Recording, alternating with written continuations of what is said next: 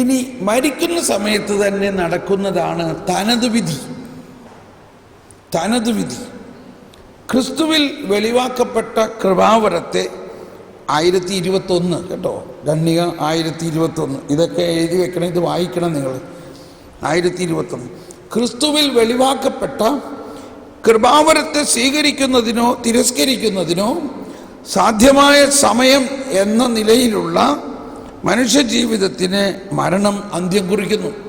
അപ്പോൾ മരണം എന്നത് ആ മരണസമയം കഴിഞ്ഞാൽ പിന്നെ ആ വ്യക്തിക്ക് മാറാൻ പറ്റില്ല, മാനസാന്തരത്തിന് ഉള്ള സമയമില്ല. ക്രിസ്തുവിൽ വെളിവാക്കപ്പെട്ട കൃപാവരത്തെ സ്വീകരിക്കുന്നതിനോ തിരസ്കരിക്കുന്നതിനോ മരണസമയം വരെ ഉണ്ട്. അവസാന ഒരു നിമിഷത്തിൽ വേണമെങ്കിൽ മാറാം, എന്നാൽ മരണം കഴിഞ്ഞാൽ പറ്റില്ല. അപ്പം മരണം എന്നതിന് അങ്ങനെയൊരു അർത്ഥമുണ്ട്. ക്രിസ്തുവിൽ വെളിവാക്കപ്പെട്ട ആ കൃപാവരത്തെ സ്വീകരിക്കുന്നതിനുള്ള അവസാന നിമിഷം. തിരസ്കരിക്കുക അങ്ങനെ ഉണ്ടാവാൻ സാധ്യതയില്ല, എങ്കിലും തിരസ്കരിക്കാനും സ്വീകരിക്കാനുമുള്ള ഫ്രീഡമുണ്ട്. എന്നാൽ യേശുവിൻ വിധിയെപ്പറ്റി പുതിയ നിയമം പറയുന്നത് ഒന്നാമതായി യേശുവിൻ്റെ ദ്വിതീയ ആഗമന വേളയിൽ അവിടുന്നുമായുള്ള അന്തിമ സമാഗമത്തിൻ്റെ പശ്ചാത്തലത്തിലാണ്. എന്നാൽ ഓരോ വ്യക്തിയും മരണം കഴിഞ്ഞ ഉടനെ തന്നെ തൻ്റെ പ്രവൃത്തികൾക്കും വിശ്വാസത്തിനും അനുസൃതമായി പ്രതിഫലം സ്വീകരിക്കുമെന്നും പലപ്പോഴും ഉറപ്പിച്ച് പറയുന്നുണ്ട്.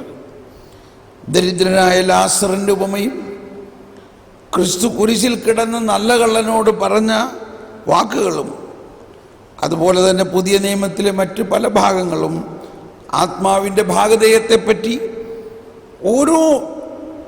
ഓരോരുത്തർക്കും വ്യത്യസ്തമായിരിക്കാവുന്ന അന്തിമ ഭാഗധേയത്തെപ്പറ്റി പറയുന്നുണ്ട്. ഇങ്ങനെയാണ് ഓരോ മനുഷ്യനും തൻ്റെ മരണത്തിൻ്റെ നിമിഷത്തിൽ തന്നെ ജീവിതത്തെ ക്രിസ്തുവിനോട് ബന്ധപ്പെടുത്തി അമർത്യമായ ആത്മാവിൽ തൻ്റെ ശാശ്വത പ്രതിഫലം സ്വീകരിക്കുന്നു. അതായത് ക്രിസ്തുവിനോട് ബന്ധപ്പെടുത്തി, ക്രിസ്തുവിൽ വിശ്വസിക്കുന്നവനാണോ, ക്രിസ്തുവിൽ വിശ്വസിച്ച് നന്മ ചെയ്തവനാണോ, അഥവാ ക്രിസ്തുവിനെ തിരസ്കരിച്ചവനാണോ, അതനുസരിച്ച് ആ വ്യക്തിയുടെ ഭാഗധേയം അപ്പോൾ നിർണയിക്കപ്പെടുന്നു. മരിച്ചു കഴിഞ്ഞ ഉടനെ ഒരു ശുദ്ധീകരണ പ്രക്രിയയിലൂടെയോ, അതായത് ശുദ്ധീകരണ സ്ഥലത്തിലൂടെയോ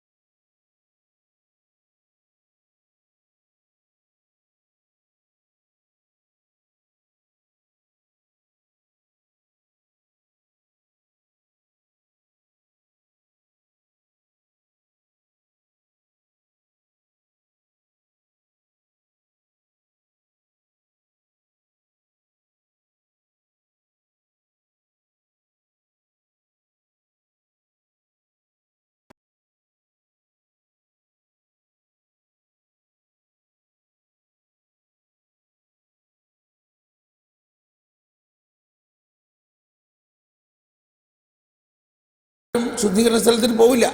ഒന്ന് കൈവീശി കാണിച്ച് എല്ലാവരും ഇവിടെ തന്നെ അല്ലേ? വളരെ ശ്രദ്ധിക്കണേ. അതായത് നമ്മളിലുള്ള ഒരു അന്ധവിശ്വാസം ഇതാണ്, നമുക്ക് പലർക്കും ഇതിൻ്റെ യഥാർത്ഥ പ്രബോധനം കിട്ടാത്തത് മൂലം, ഈ പ്രബോധനം, സഭയുടെ പ്രബോധനം മനസ്സിലാകാത്തത് കൊണ്ട് ഒരുപാട് ദർശനങ്ങൾ പല പുണ്യാളന്മാർക്കും ഇതിനെക്കുറിച്ച് ദർശനങ്ങൾ കിട്ടിയിട്ടുണ്ട്, സാധാരണ ആളുകൾക്കും കിട്ടിയിട്ടുണ്ട്. പക്ഷേ ഈ ദർശനം കിട്ടിയതുകൊണ്ട് അതിൻ്റെ വ്യാഖ്യാനം മനുഷ്യന് ഇഷ്ടമുള്ള മാതിരി വ്യാഖ്യാനിക്കുകയാണ് ചെയ്യുന്നത്. കരിസ്മാറ്റിക് ദർശനമായാലും ദർശനത്തിന് രണ്ട് കാര്യമുണ്ട്. ഒന്ന് ആ കാണുന്ന ദർശനം, രണ്ട് അതിനെ ദൈവം ഉദ്ദേശിക്കുന്ന വ്യാഖ്യാനം. ആരുദ്ദേശിക്കുന്ന വ്യാഖ്യാനം? ദൈവം. പലപ്പോഴും അഗ്നി എന്ന് പറഞ്ഞാൽ എന്തെല്ലാം തരത്തിലുള്ള അഗ്നിയുണ്ട്. ദൈവത്തിൽ നിന്ന് വരുന്ന അഗ്നി സ്നേഹാഗ്നിയാണ്, വിശുദ്ധീകരിക്കുന്ന അഗ്നിയായിരിക്കും. പക്ഷേ നമ്മൾ പെട്ടെന്ന് ശാപവും കോപവും നിൽക്കുന്ന ആൾക്ക് തോന്നണത് അത് ഭയാനകമായ പൊരിക്കണ അഗ്നിയാണ്. അപ്പോൾ പല വിശുദ്ധരും അഗ്നി കണ്ടു എന്ന് പറയുന്നുണ്ട്. പക്ഷേ അതിൻ്റെ വ്യാഖ്യാനം വായിക്കാൻ സമയം കിട്ടിയിട്ടുണ്ടാവില്ല. വിശുദ്ധർക്ക് വ്യാഖ്യാനം കൊടുത്തിട്ടുണ്ടാവും. ചില വിശുദ്ധർ ശുദ്ധീകരണ സ്ഥലം ഐസ് പോലെയാണെന്നാണ് പറഞ്ഞേക്കുന്നത്. അപ്പോൾ എന്താ അത് ഐസ് പോലെ എന്ന് പറഞ്ഞാലും വാസ്തവത്തിൽ ഈ അഗ്നി കിടക്കണ മാതിരി തന്നെയാണ് ഐസി കിടക്കണത്. കുറച്ച് നാളവിടെ നിന്ന് കിടന്ന് നോക്കുമ്പോൾ അറിയാം. എൻ്റെ കൂടെ പോരെ സ്വിറ്റ്സർലൻഡിലും ആ ജർമ്മനിയിലൊക്കെ ചില സമയത്ത് മുട്ടിന് ഐസുള്ള കൊടുത്താണ് നമ്മൾ പോണത്. അപ്പോൾ അവർക്ക് ഭയങ്കര സൂട്ടും ഇതൊക്കെ ഇട്ടുകൊണ്ട് ഒരു നമുക്ക് അത്രയും വസ്ത്രങ്ങളൊന്നും നമുക്ക് ചിലപ്പോൾ ഉണ്ടാവില്ല. നമ്മൾ അത് പ്രതീക്ഷിക്കണമില്ല. പെട്ടെന്നാണ് ഐസ് വീണേക്കും. ആ ഐസിൻ്റെ അകത്ത് ചെല്ലുമ്പോൾ നമ്മളങ്ങ് മരവിച്ച് പോണ സമയത്ത് ശരിക്കും ഈ തീയിൽ കിടക്കണമായിട്ട് തന്നെ തോന്നണം. അതുപോലെ നമ്മുടെ ശരീരത്തിന് വേറെ ഒരു പ്രത്യേകത തോന്നും. ഭയാനകമായ തണുപ്പ്, -10 ഡിഗ്രിയിൽ. -10 എന്നൊക്കെ പറഞ്ഞാൽ വലിയ തണുപ്പല്ല എന്നാണ് പറഞ്ഞത്. പക്ഷേ എങ്കിലും നമ്മളെ സംബന്ധിച്ച് -10 എന്ന് പറഞ്ഞാൽ ഭയങ്കര തണുപ്പാണ്, മരവിക്കും. ഓക്കെ. അപ്പോൾ ഫ്രാൻസിസ് അസീസിക്കൊക്കെ ശുദ്ധീകരണ സ്ഥലത്തിനെ കുറിച്ച് കാണിച്ചേക്കണത് ഐസ് പോലെ എന്നാണ് പറഞ്ഞത്. വേറെ വിശുദ്ധന്മാർക്ക് തീ പോലെയാണ്. പക്ഷേ ഇതിൻ്റെ എല്ലാത്തിൻ്റെയും ഉള്ളിൽ മനസ്സിലാക്കേണ്ട ഒരു കാര്യം, ആരാണ് അവിടെ ശുദ്ധീകരണം നടത്തണേ? ആരാണ് ശുദ്ധീകരണം നടത്തുന്നത് അവിടെ? അത് നമ്മൾ സാധാരണ പ്രാർത്ഥിക്കുന്ന പ്രാർത്ഥന നോക്കി. എന്താണ് ശുദ്ധീകരണ സ്ഥലത്തിൽ ആത്മാക്കൾക്ക് വേണ്ടി പ്രാർത്ഥിക്കുന്ന പ്രാർത്ഥന? ഒന്ന് പ്രാർത്ഥിച്ച്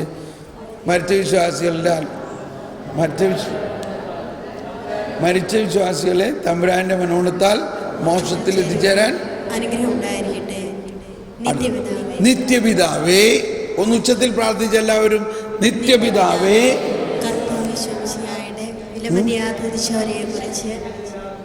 നിത്യപിതാവേ, ഈശോ മിശിഹാ കർത്താവിന്റെ വിലമതിയാത്ത തിരിച്ചുവരയെ കുറിച്ച് മരിച്ചവരുടെ മേൽ. അപ്പോൾ ഒന്നാമത് മനസ്സിലാക്കേണ്ടത് ഈ വാക്കുകളുടെ തന്നെ അർത്ഥം ഗ്രഹിക്കണം. ആരാണവർ? ആരാണ്? വിശ്വാസികളാണ്. ആരാണവർ? വിശ്വാസിയാണ്. അവർ വിശ്വാസിയാണെങ്കിൽ അവർക്ക് എന്താ ലഭിക്കേണ്ടത്? അവർക്ക് സ്വർഗഭാഗ്യമാണ് ലഭിക്കുന്നത്. അവർ വിശ്വാസിയാണ്. അതാണ് ഈ പദങ്ങൾ ശരിക്കും മനസ്സിലാവും. മരിച്ച വിശ്വാസികൾ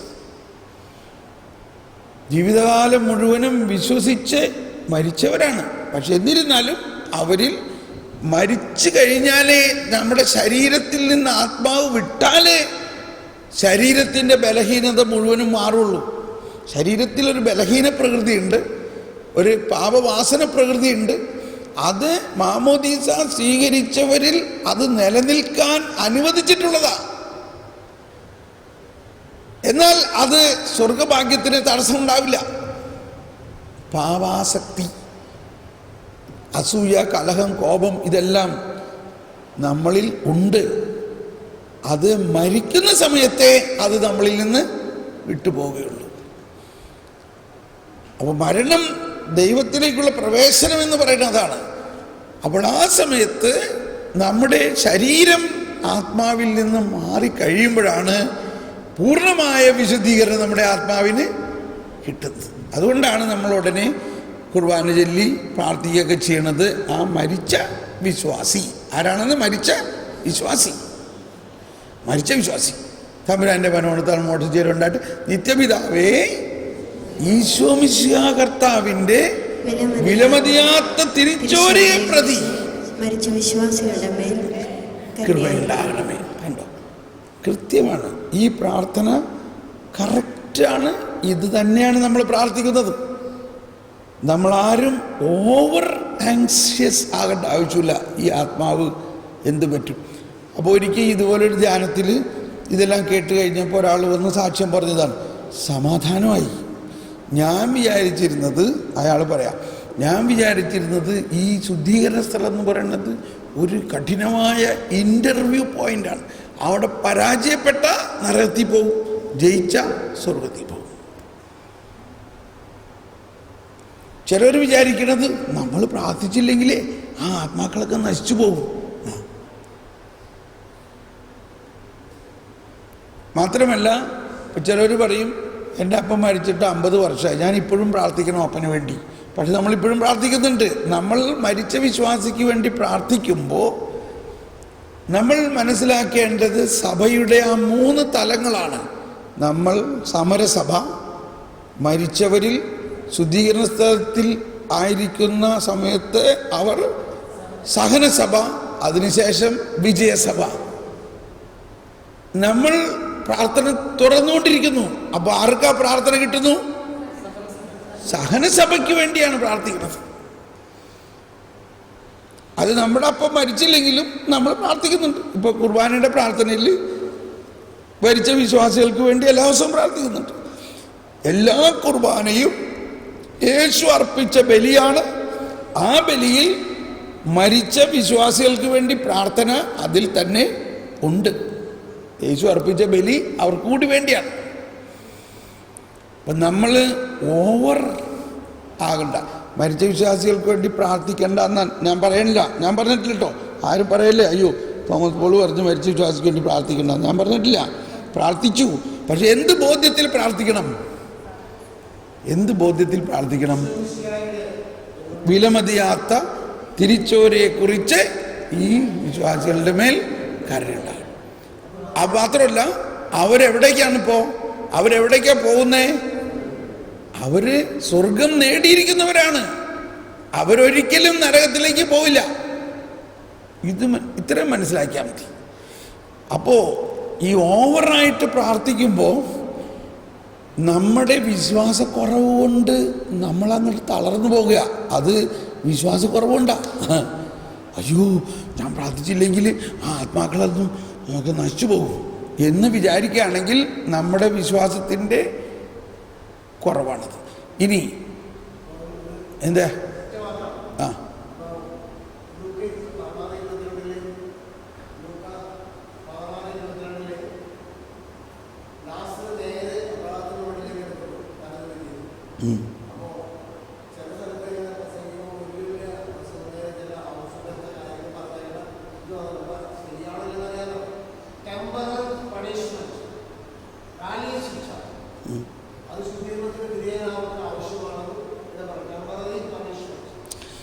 എനിവേ നമ്മൾ മനസ്സിലാക്കേണ്ടത് കർത്താവ് വിശ്വസിക്കുക സകല പണിഷ്മെൻറ്റും ഏറ്റെടുത്ത് കഴിഞ്ഞിരിക്കുന്നു.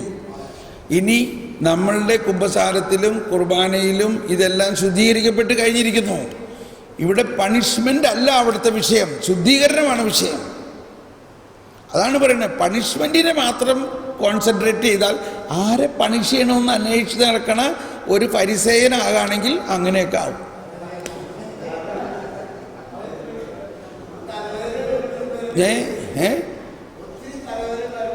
അതാണ് തലവേദന ഉണ്ടാവുന്നതിൻ്റെ കാരണം. നമ്മളിൽ ഒരു ഫരിസേയൻ നിൽക്കണോണ്ടാണ്. ഈ ഫരിസേയനാണ് പ്രശ്നമൊക്കെ ഉണ്ടാക്കണേ.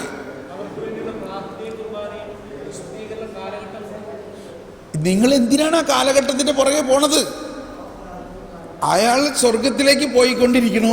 അവർ ഒറ്റ ദിവസം കൊണ്ട് വേണമെങ്കിൽ സ്വർഗത്തിൽ പോവാം. ശ്രദ്ധിക്കണേ, ഇപ്പം സംസാരിക്കല്ലേ, ഒരു മിനിറ്റ് ശ്രദ്ധിക്കും. എന്താ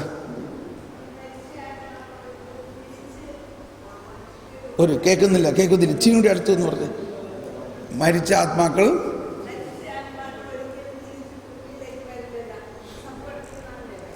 ഇല്ല ഭൂമിയിലേക്ക് വരും. ഭൂമി എന്ന് പറയുന്നതിൻ്റെ അർത്ഥം എന്താ? ഈ ലോകം എന്ന് പറയണത് ആ രീതിയിലല്ല കാണുന്നത്. മരിച്ച ആത്മാക്കൾ നമ്മുടെ കൂടെ തന്നെ ഉണ്ട്. നമ്മൾ സ്വർഗം എന്ന് പറഞ്ഞ് മരിച്ച ആത്മാക്കളുമായിട്ട് നമുക്ക് നല്ല കമ്മ്യൂണിക്കേഷൻ ഉണ്ടാകാം, ബന്ധമുണ്ടാകും. രൂപത്തിൽ നിന്നല്ല, അതൊക്കെ ദർശനം കാണുന്നതാണ്. ഫിസിക്കലായിട്ട് വരില്ല. ഈ ദർശനം കാണുന്നതിനെ നമ്മൾ തെറ്റിദ്ധരിക്കുന്നതാണ്. സ്വപ്നം കാണാം, ദർശനം കാണാം, അവരുമായിട്ട് കമ്മ്യൂണിക്കേഷൻ ചെയ്യാം, അവരുമായിട്ട് പ്രാർത്ഥിക്കാം. കാരണം അവർ വിശുദ്ധരാണ്.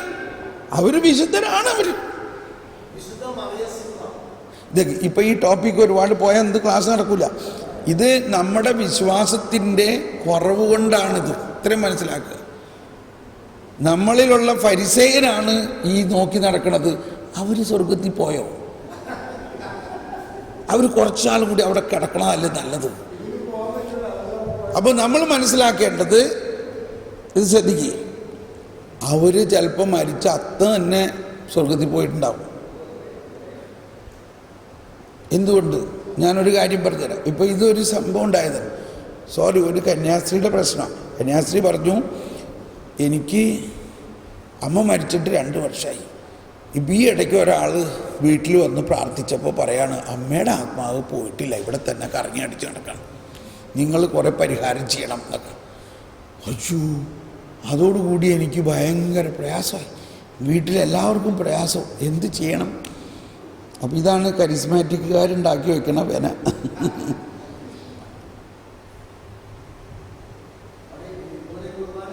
അപ്പം ഞാൻ ആ സിസ്റ്ററോട് ചോദിച്ചു, സിസ്റ്റർ ഇന്ത്യയിലല്ല ഫോറിനിലാണ് കേട്ടോ, അതുകൊണ്ട് നിങ്ങളാരും അല്ല എന്ന് പറഞ്ഞാൽ, ഇതാണ് ഈ ഫോറിനിൽ ചെന്ന് കഴിയുമ്പോഴുള്ള പ്രശ്നം. സിസ്റ്റർ ചോദിച്ചു, സിസ്റ്ററുടെ അമ്മ ക്രിസ്ത്യാനിയാണോ? ഞാൻ ചോദിക്കുന്നത് ഒരു കാര്യം സ്ഥാപിക്കാൻ വേണ്ടിയാണ്. ക്രിസ്ത്യാനിയാണോന്നോ? ഞങ്ങളൊക്കെ പാരമ്പര്യ ക്രിസ്ത്യാനിയിൽ. അപ്പം മാമോദിസ സ്വീകരിച്ചു. ഓക്കെ. കുർബാന ആയിക്കൊള്ളാറുണ്ടോ? എല്ലാ ദിവസവും പള്ളിയിൽ പോകാറില്ലാണെന്നേ. അപ്പോൾ എല്ലാ ദിവസവും പള്ളിയിൽ പോണ സമയത്ത് ആ കുർബാനയുടെ അവസാനത്തിൽ എന്താ പ്രാർത്ഥിക്കണേ? എൻ്റെ ശരീരം ഭക്ഷിക്കും, എൻ്റെ രക്തം പാനം ചെയ്യും, മാനവനെന്നിൽ നിവസിക്കും, അവനിൽ ഞാനും നിശ്ചയമായി വിധിയിൽ വീഴാതവനെ ഞാൻ അന്തിമ ദിവസമുയർപ്പിക്കും, നിത്യായുസ്സവനേകും ഞാൻ നാഥനരുൾ ചെയ്തു. സിസ്റ്റർ ചിരിക്കാൻ തുടങ്ങി. ഇത് കേട്ടപ്പോൾ സിസ്റ്റർ ചിരിക്കുകയാണ്. ഞാൻ പറഞ്ഞ എന്താ ചിരിക്കണേ? അപ്പോൾ ഈശോ അപ്പം തന്നെ എൻ്റെ അമ്മേനെയും ആയിട്ട് ഒന്നായി കഴിഞ്ഞു. എല്ലാ കുർബാനയിലും അങ്ങനെ തന്നെയാണ്. ഈശോ നമ്മളെ, അതാണ് ഈശോ പറഞ്ഞത്, എൻ്റെ ആടുകളെ ആരും എൻ്റെ കയ്യിൽ നിന്ന് പിടിച്ചെടുക്കയില്ല. ഞാൻ പോയി ഒരു സ്ഥലമൊരുക്കി ഞാൻ വീണ്ടും വന്ന് ഞാനായിരിക്കുന്നിടത്ത് നിങ്ങളും ആയിരിക്കാൻ വേണ്ടി ഞാൻ നിങ്ങളെയും കൂട്ടിക്കൊണ്ടുപോകും. ക്രിസ്തീയ ജീവിതം എന്ന് പറയുന്നത് ക്രിസ്ത്യാനി ഒറ്റയ്ക്കല്ല. ക്രിസ്ത്യാനി എന്ന് പറയുന്നത് അവൻ്റെ കൂടെ ആരുണ്ട്? അവൻ്റെ കൂടെ ക്രിസ്തുവുണ്ട്, അവൻ്റെ കൂടെ പരിശുദ്ധാത്മാവുണ്ട്, അവൻ്റെ കൂടെ പിതാവുണ്ട്. ഇത് ഏതെങ്കിലും ഒരു പോയിന്റിൽ ഇവർ തമ്മിൽ വിടുവോ? സമാധാനമായോ?